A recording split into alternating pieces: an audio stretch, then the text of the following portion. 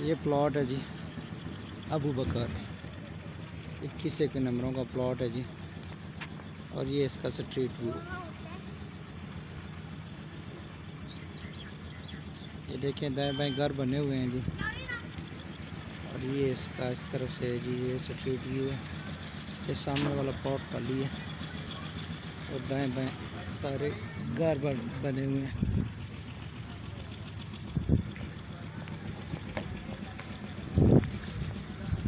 अलवासे property Bairiya town नज़दीक head office. Bairiya town की cell purchase और रेंट के लिए रब्ता करें। ये छोटी कमर्शियल मार्केट है जी सामने। ये बुलेवार्ड की बैक का तकरीबन प्लॉट बनता है जी। जरी रकबों के हवाले से भी अखबार टीवी से समी बात कर रहा हूँ जी। अपने प्लॉटों की अच्छी ऑफ़र के लिए एक कॉल ज़रूर कीजिए। चैनल को सब्सक्राइब कीजिए और वीडियो को लाइक भी कीजिए।